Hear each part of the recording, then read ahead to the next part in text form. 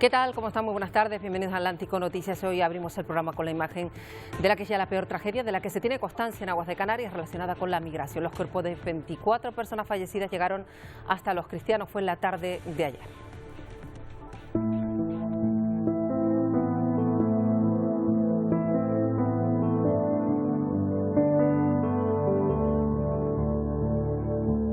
Solo 3 de los integrantes de esa embarcación lograron sobrevivir y confirmaron que llevaban más de 20 días en el mar. Hasta ahora el naufragio con más víctimas, el más grave, había tenido lugar en Canarias en el año 2009, cerca de Lanzarote. En ese momento murieron 21 migrantes tratando de llegar a la costa. El viaje truncado de estas 24 personas nos golpea a todos, nos recuerda que miles de personas prefieren embarcarse en la ruta canaria tan peligrosa que sobrevivir en sus países donde no tienen nada. Bueno, Lidia Rodríguez tiene la última hora. Lidia, los cuerpos de estas personas están ya en el Instituto Anatómico Forense, ¿verdad? Sí, efectivamente, Marta, después de que fueran trasladados hasta el puerto de Los Cristianos, los han trasladado hasta aquí, hasta este Instituto de Medicina Legal, donde se les va a practicar la autopsia. Sin quererlo, se han convertido en los auténticos protagonistas de esta última gran tragedia. Bueno, enseguida les damos más detalles sobre este asunto, pero también muy pendientes de los datos que nos deja la pandemia en la India, un país que cada día marca un nuevo récord de fallecidos y de contagios. Sí, Marta, porque los contagios están subiendo de forma vertiginosa y también lo hace el número de fallecidos. Ayer hablábamos de 3.200 muertes al día, pero ya hoy se han notificado más de 3.800 y entre tanto llega esa ayuda humanitaria más que necesaria para la India. Y los expertos, mientras tanto, analizan esa mutación detectada precisamente en la India a finales del año pasado, que podría ser, de hecho, la responsable de este aumento de contagios de las últimas semanas. Miguel Vega. El aumento de contagios y sobre todo de muertes en la India mantiene en alerta al mundo. La responsable podría ser una nueva variante detectada en el país. Los científicos ahora estudian si es más contagiosa y si esquiva la protección que generan las vacunas. Por eso, Europa, América y Asia han cerrado sus fronteras con el país asiático o imponen duras cuarentenas a todos los viajeros que provengan de la India. Bueno, y como contraste a la situación de la India, vean estas imágenes que llegan de la capital de la provincia de Hebei en China. Allí se vive una situación que recuerda a los tiempos antes de la pandemia. Lucharon con éxito contra un brote en enero y ahora las autoridades promueven, ahí ven, el ocio nocturno. Se retoma con mínimas medidas de seguridad porque los casos de coronavirus son nulos prácticamente. Algunos pasos a la normalidad también se dan en México, más leves. Algunos de sus más preciados tesoros arquitectónicos abre de nuevo a los visitantes. El Templo Mayor Azteca ha estado cerrado un año, pero se ha reabierto ya con estrictas medidas de seguridad. Es uno de los principales atractivos turísticos de la capital mexicana. Y más cuestiones que les contamos, pese al aumento de contagios en Colombia y que su sistema sanitario está a punto de colapsar, miles de personas se manifestaron además en todas las ciudades del país.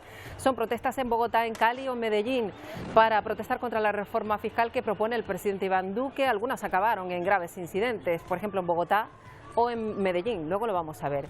Y continúa la tensión en la frontera entre Venezuela y Colombia. El gobierno ha anunciado que 8 soldados han fallecido en combate entre las Fuerzas Armadas y grupos armados ilegales en Colombia, en ese punto fronterizo. Está obligado a cientos de familias a huir de esa zona. Y también muchas familias fueron desalojadas por la policía de Perú en una colina desértica, en una zona de Lima. Llevaban allí pues 2 semanas de ocupación ilegal y esto se repitió además en otros lugares. Habían ocupado la zona con estas infraviviendas porque no tienen otro lugar para vivir. Y el astronauta estadounidense Michael Collins, que participó como piloto del módulo del Apolo 11, la primera misión que pisó la Luna, ha fallecido a los 90 años. Collins fue el único de esa expedición que no pisó la Luna, se quedó en el módulo durante 21 horas, mientras Armstrong y Aldrin sí que se convertían en los primeros humanos en pisar la Luna. Hoy recordaremos al que se denominó astronauta olvidado, si tenemos en cuenta la fama que alcanzaron sus compañeros. 4 forward, drift into the right a little. 30 seconds.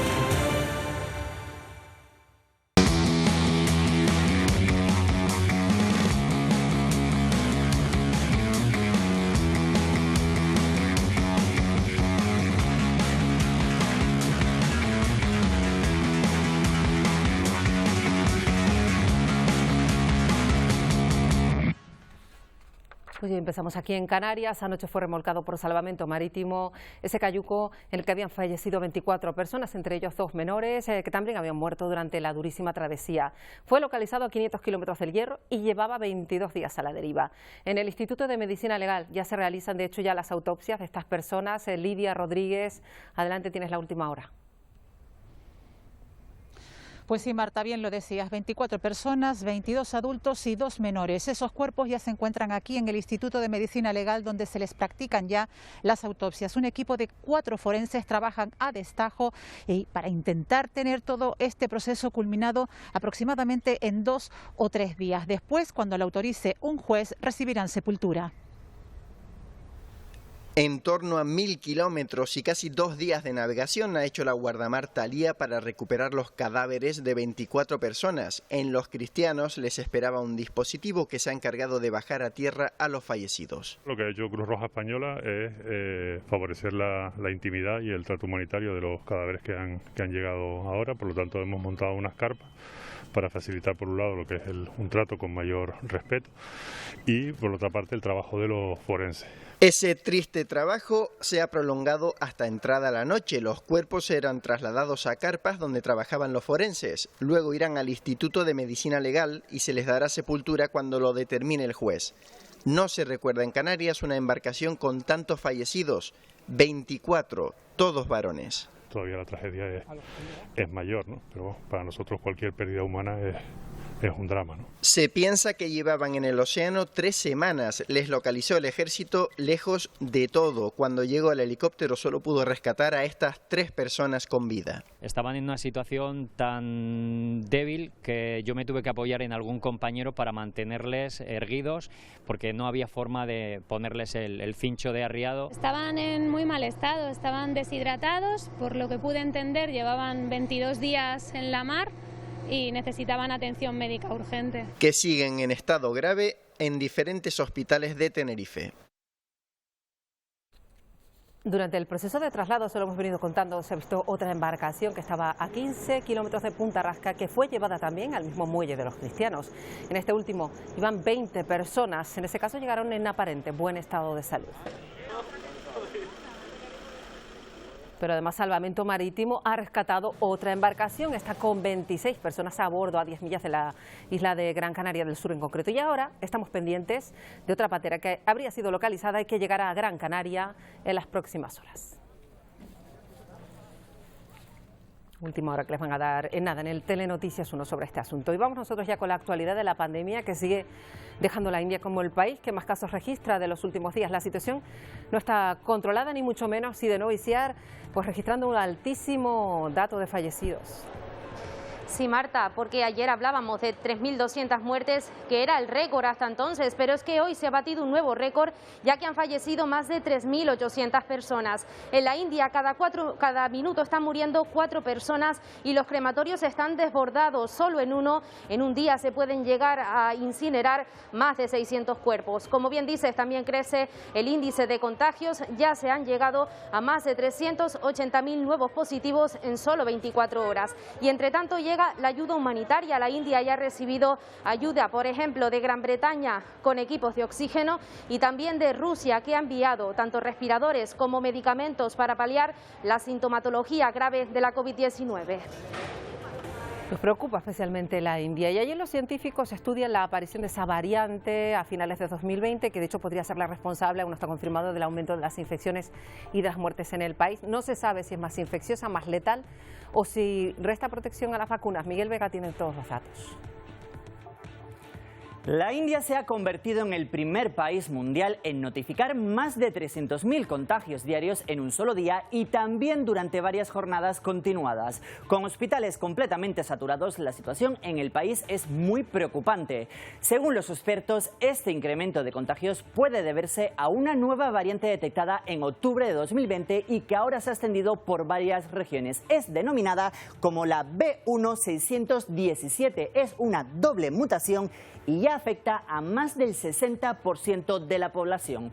El Centro Nacional de Control de Enfermedades estudia si esta nueva variante es más contagiosa, también si es más letal y también si resiste ante vacunas y anticuerpos.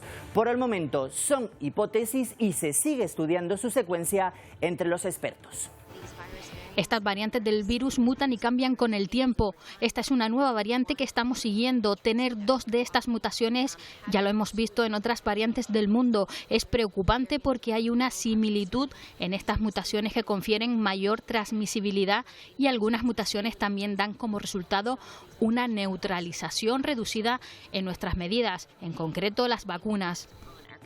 Pero no solo la vigilan en la India. La comunidad internacional mira con preocupación la evolución de esta nueva mutación del virus. Hasta ahora ya se ha detectado en 21 países. Entre ellos, Reino Unido, ya se han encontrado más de 132 casos, pero también Grecia, Italia, Irlanda, Suiza y Bélgica. Pero en Estados Unidos y Singapur también siguen apareciendo nuevos casos. La Junta de Andalucía comunicaba ayer mismo por la tarde el primer caso sospechoso de portar esta variante.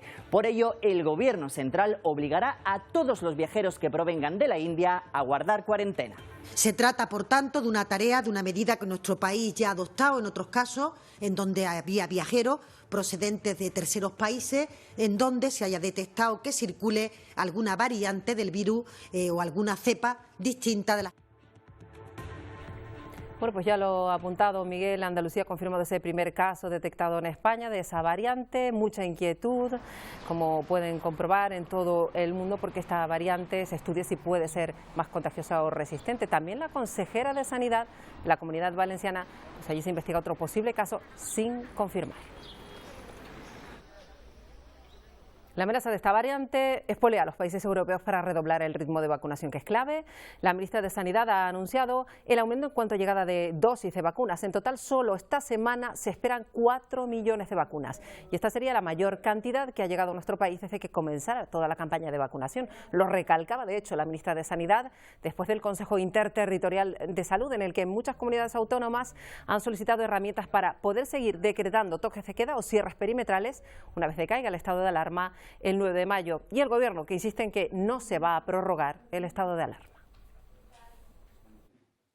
Va a ser la semana récord en llegada de vacunas. Es la primera vez que en una sola semana van a llegar en torno a 4 millones de dosis. Por tanto, una semana que sin duda alguna va a marcar un punto de inflexión en la llegada de vacunas a nuestro país, para permitir cumplir objetivos. Cumpliendo objetivos. Cumplir el objetivo de que al final de agosto esté vacunado el 70% de la población y cumplir el objetivo de la próxima semana de tener vacunados a 5 millones de españoles con pauta completa.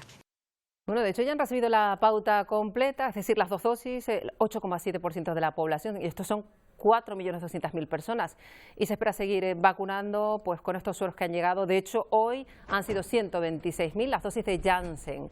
Se van a distribuir durante el día de hoy entre las comunidades autónomas, y esto es otro impulso más para la inmunización de la población. En el segundo semestre llegarán más dosis de Moderna, y la compañía estadounidense anuncia que invertirá en cadenas de fabricación para producir más de 3.000 millones en 2022 y aumentar hasta los 1.000 millones este año. Y seguimos con vacunas, porque se ha confirmado ya que va a ser necesaria una tercera dosis de la vacuna para no perder la inmunidad en el caso de Pfizer. Ya se trabaja en ese tercer pinchazo y asegura que debería ponerse en torno a los 9 meses de haber recibido la segunda. Es una información que coincide pues con que la empresa ha cerrado un acuerdo que ha llamado mucho la atención con Reino Unido. El gobierno británico ha comprado 60 millones de dosis más de Pfizer, que recibirá antes de finalizar el año. Ha hecho una precompra de 100 millones de la vacuna. Reino Unido es el país del continente europeo que más ha avanzado en el proceso de vacunación, con las 3 vacunas aprobadas, y con ellas ha conseguido reducir drásticamente las infecciones y sobre todo las muertes.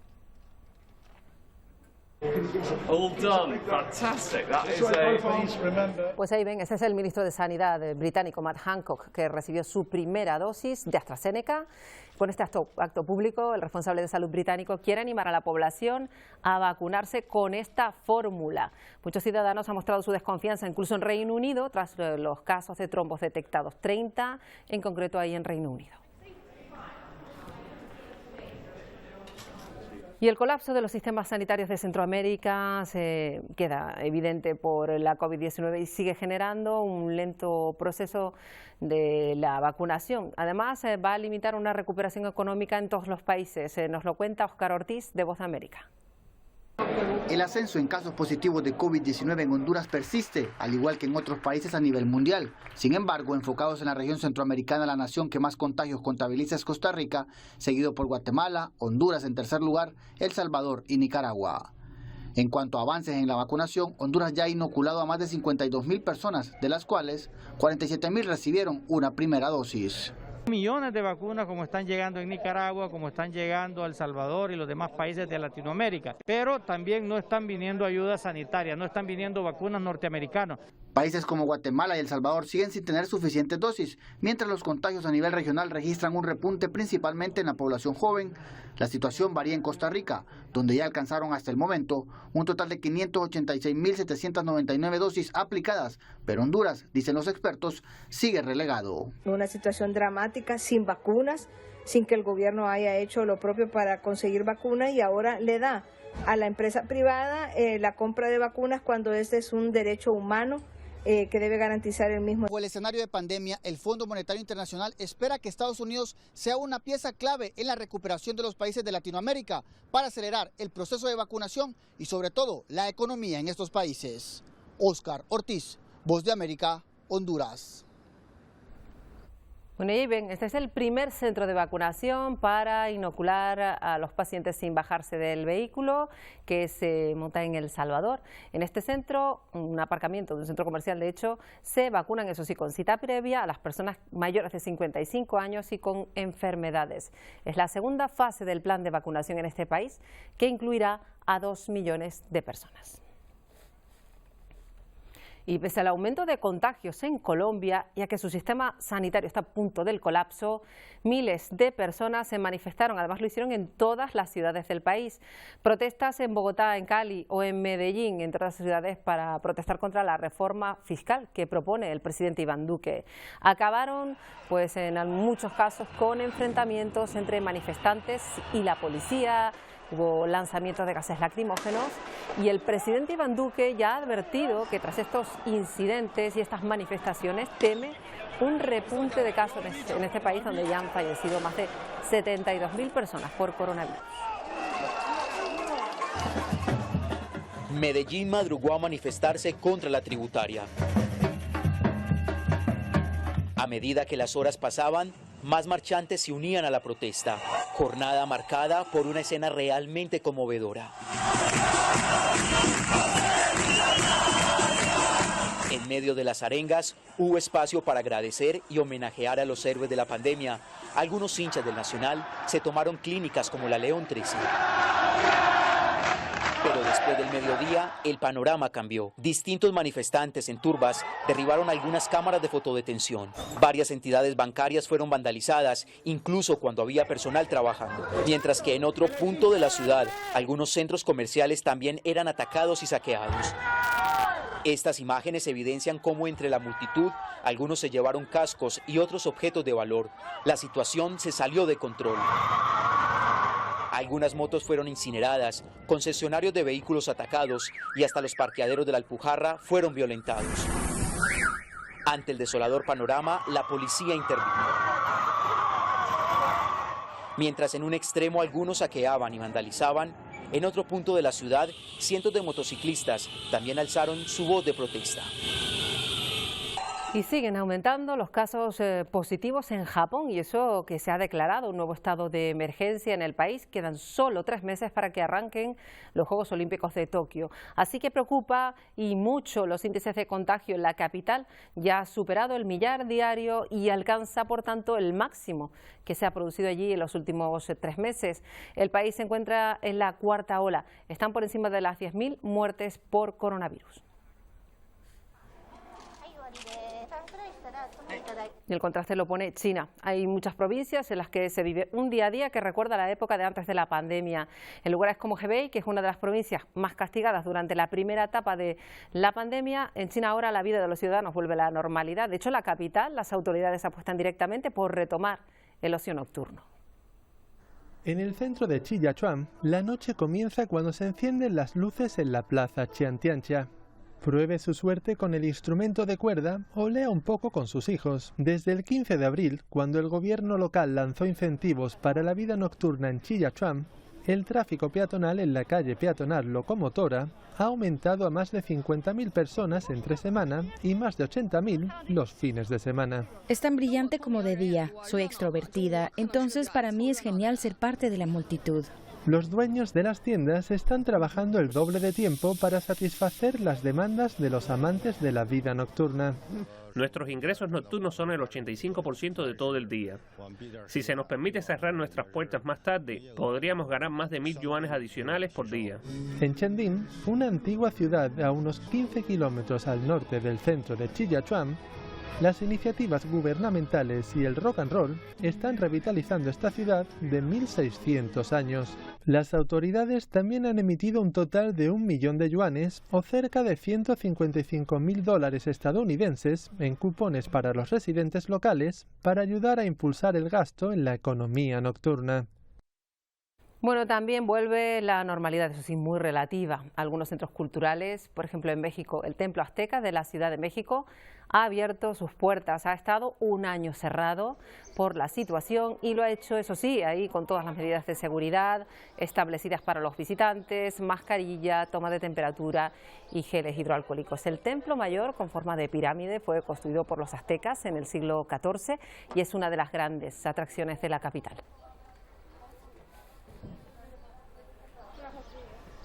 Bueno, vamos ahora a la frontera entre México y Estados Unidos. Allí la periodista Celia Mendoza, de Voz de América, nos cuenta cómo se vive justo en la zona de ese muro que pretendía construir Donald Trump, que ha quedado, como saben, paralizado. Cumpliendo una promesa de campaña, el presidente de los Estados Unidos, Joe Biden, en su primer día en la Casa Blanca, firmó una orden ejecutiva frenando los trabajos de construcción de la barrera física entre México y los Estados Unidos, lo que ha generado diferentes reacciones, algunas a favor y otras en contra, en especial por parte de algunos de los rancheros que viven en esta zona fronteriza y que aseguran que es importante que este proyecto llegue a su fin. Informó Celia Mendoza de La Voz de América desde Hidalgo, Texas, para Televisión Canaria. Bueno, pues esta es una de las principales promesas de Joe Biden. Nos vamos a quedar en Estados Unidos hoy jueves para saludar a María Rosman, como cada semana, con la que analizamos la actualidad de Estados Unidos. ¿Qué tal? Buenas tardes, María. Buenas tardes. Y hoy tema único, si te parece, porque ha tenido una enorme repercusión el primer discurso a la nación del nuevo presidente, un balance de esos primeros 100 días de gobierno de Joe Biden. Lo vemos. Así llegaba Biden a la presidencia, a ritmo de atleta que busca lograr no una, sino varias metas. Después del asalto al Capitolio y en medio de una crisis social, daba inicio a un mandato y a su lado la primera mujer vicepresidenta afroamericana en la historia de Estados Unidos. You ushered in a new day for America. Biden tiene detrás al gabinete más diverso, con el primer latino liderando el Departamento de Migración o la primera mujer al frente del ejército americano. America is back. Uno de sus mayores retos, la pandemia. Se propuso vacunar en 100 días con 100 millones de vacunas, pero en esos 100 días consigue 200 millones inoculadas. Si hablamos de economía, suma un gran paquete de ayudas de unos 2 billones de dólares. Pero economía aparte, promueve una reforma migratoria sin precedentes y para la construcción del Muro de México, a la vez que después de 20 años anuncia la retirada de las tropas de Afganistán. También una reforma en el control de armas y, muy importante, reforma policial tras el juicio por la muerte de George Floyd. We can and we must. Además, regresa la OMS a la cumbre del clima y se compromete a reducir en un 50% las emisiones de CO2. Pero quizás su mayor reto sea el unir a un país fragmentado. Bueno, ha tenido una enorme repercusión, ¿verdad, María? Este primer discurso, solo 100 días y muchos proyectos ya en marcha, ¿no? Sí, desde luego ha sido un presidente activo desde el primer momento. Se dice en inglés que llegó, bueno, directamente sin aterrizar y estaba corriendo en la pista, ¿no? Se han cumplido los primeros 100 días, coincidió entonces este discurso a la nación para decir un poco qué es lo que ha hecho y lo que tiene planeado. Y por supuesto que le ha costado bastante a la oposición pues buscar los puntos flacos del presidente, que al margen de no estar realmente trabajando como había prometido de forma bipartidista, está llevando a cabo muchísimos proyectos, Marta. Efectivamente. Y si te parece, vamos a analizar un poco algunos de los principales titulares que dejó Joe Biden. Son muchos, vamos a limitarnos a 4. Por ejemplo, nos llamó mucho la atención esa referencia que hizo a este momento histórico que se vivió ayer, primera vez en la historia.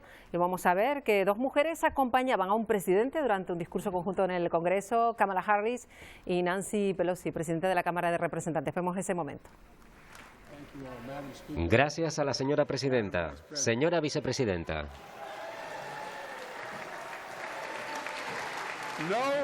Ningún presidente ha dicho jamás esas palabras desde este podio. Ningún presidente ha dicho jamás esas palabras. Y ya es hora. Era hora, decía Biden, volviéndose hacia nada menos que una vicepresidenta de los Estados Unidos y una presidenta de la Cámara de los Representantes, 2 mujeres flanqueando a Biden, que ha apostado firmemente por pues esa vicepresidenta que es todo, pues casi lo espolea en su acción de gobierno, ¿no?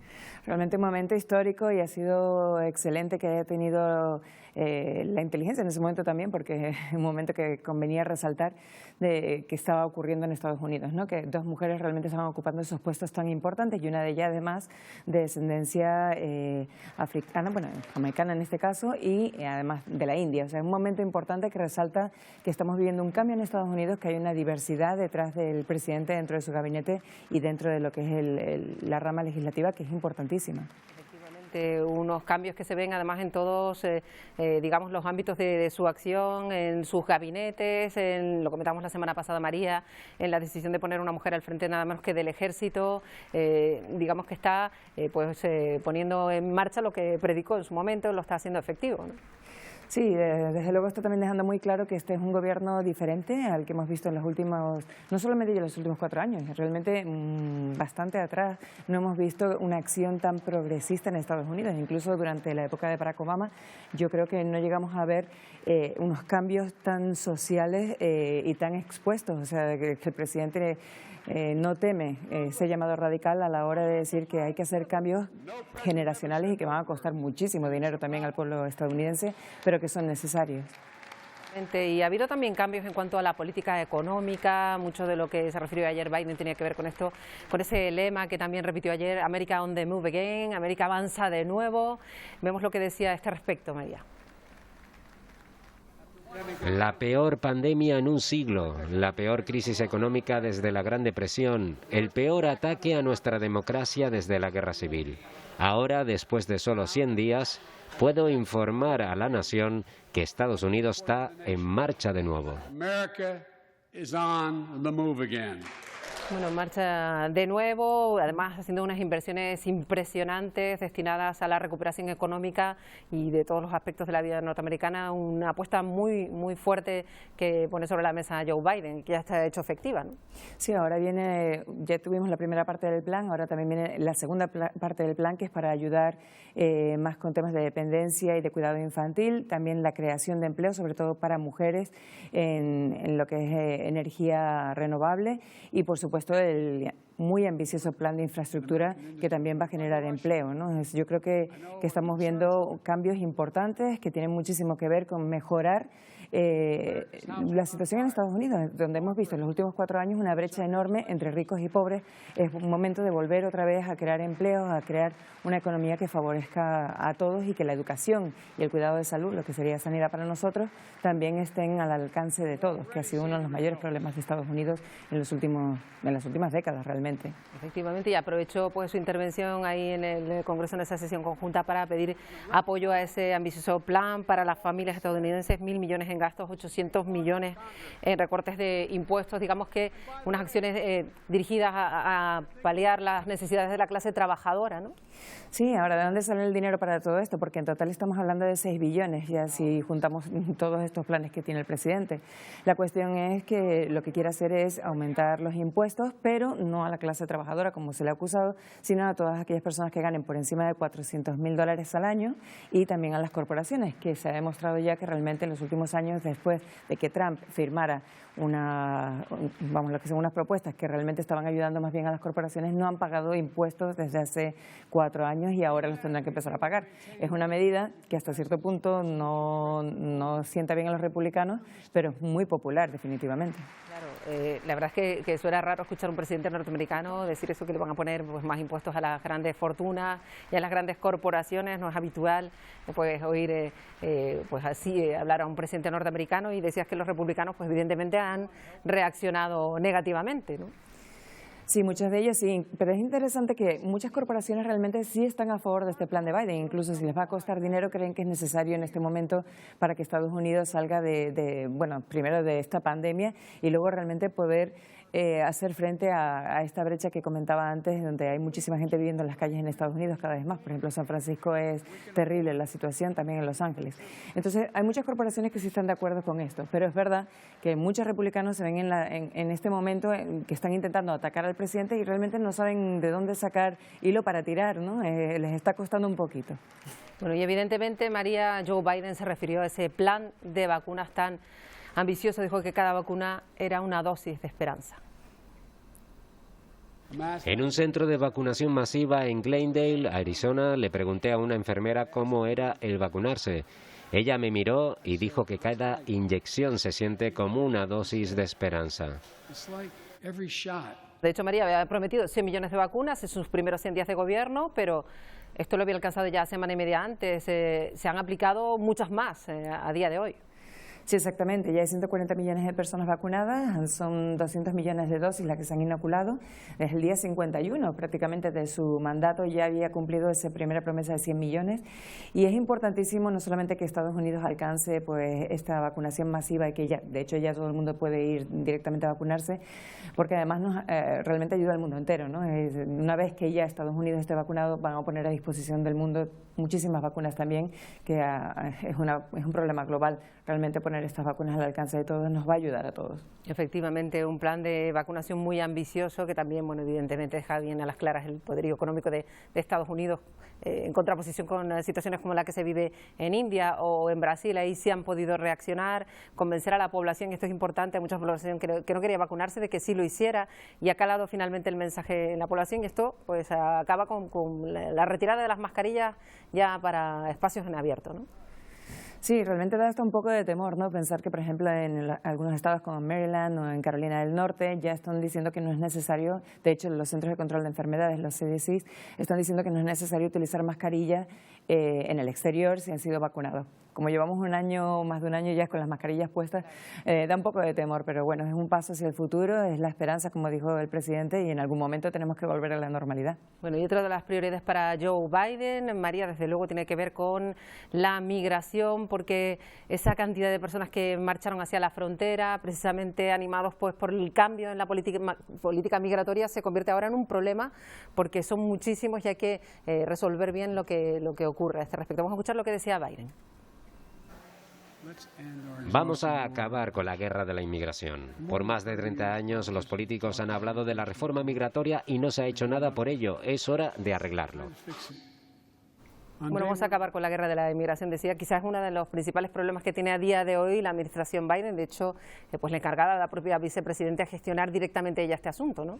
Sí, exactamente. Este es uno de los puntos débiles de esta administración, que, como dijiste antes, Marta, muy bien, se ha culpado mucho a Biden por haber relajado un poco las medidas que había impuesto Trump en la frontera. Y siguen llegando personas a la frontera y es muy difícil de manejar la situación. Entonces es el talón de Aquiles de esta administración, y con suerte una reforma se puede dar en algún momento, pero no es algo que se pueda solucionar de un día para otro. Se heredó un problema grave y por supuesto que la pandemia y la pobreza que viene con la pandemia pues también ha generado que más gente se ponga en movimiento hacia Estados Unidos.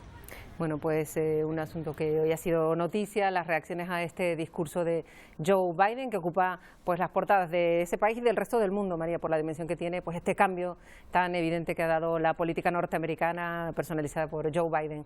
María Rosman, como siempre, un placer. El próximo jueves seguimos analizando la actualidad en ese país. Muchísimas gracias. Hasta el jueves.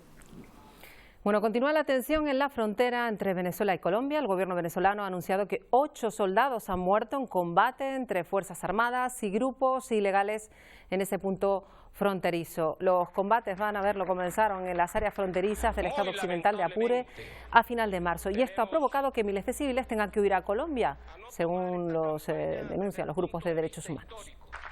Enfrentaremos con toda la fuerza moral y material a estos... De hecho, muchos huyen a Arauquita, que está justo en la frontera, y Yair Díaz, corresponsal de Voz de América, está trabajando también por el impacto de la COVID-19 en todas estas personas que huyen. Nos lo cuenta él mismo desde esa zona. A la crisis sanitaria que continúan viviendo los más de 6.000 ciudadanos venezolanos que llegaron desde el pasado 21 de marzo a el municipio de Arauquita, en Colombia, frontera con el estado de Apure, en Venezuela, se le suma otra problemática: la crisis sanitaria por la pandemia del COVID-19. Hablamos con el secretario de Salud del municipio de Arauquita, Raúl García, quien nos entrega la cifra del número de contagiados por COVID en estos albergues.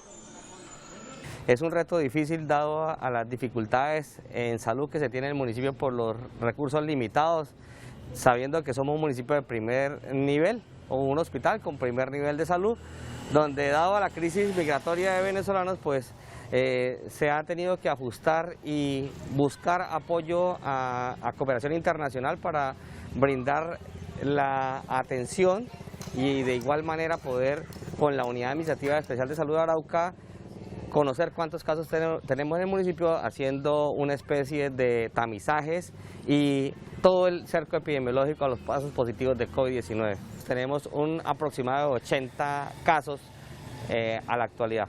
Continuaremos con este cubrimiento especial, esta llegada masiva de ciudadanos venezolanos al municipio de Arauquita, frontera con Venezuela.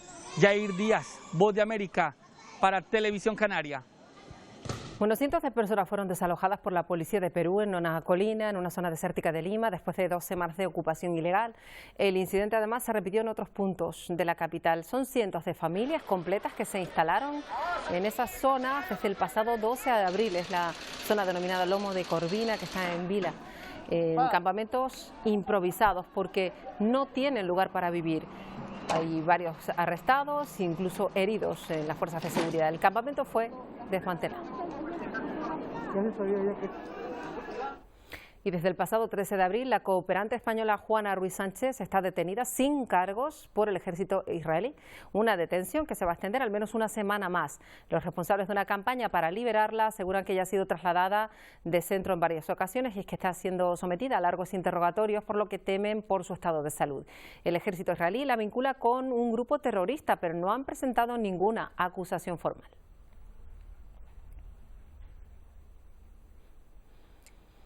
China ha lanzado un nuevo cohete al espacio, un módulo espacial, el más grande creado por la agencia espacial de ese país, Long March 5B. Mide 4 metros, 22 toneladas de peso y va a ser el centro de gestión y control de la Estación Espacial China.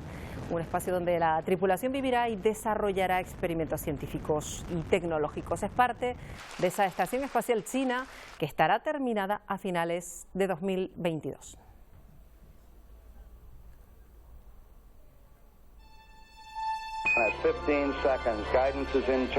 El astronauta estadounidense Michael Collins, que participó como piloto del Apolo 11, la primera misión que llevó al hombre a la Luna, ha muerto a los 90 años. Collins fue el único de esa expedición que no pisó la Luna. Había que quedarse también en el módulo, pilotándolo. Estuvo solo durante 21 horas. En sus memorias escribió que su recuerdo más intenso de esa misión fue mirar hacia la Tierra y verla tan lejana, y dijo, tan frágil, el astronauta olvidado que hoy queremos recordar.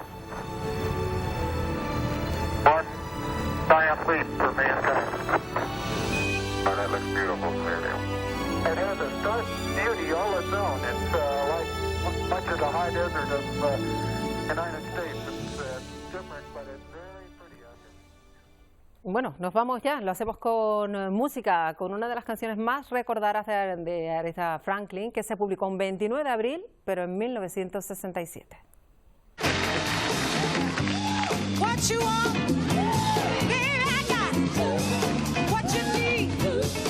este Respect, un tema de Otis Redding que quedó para la historia en esta versión llena de ritmo de Aretha Franklin, que desafía décadas y que es una de las mejores canciones de la historia del R&B.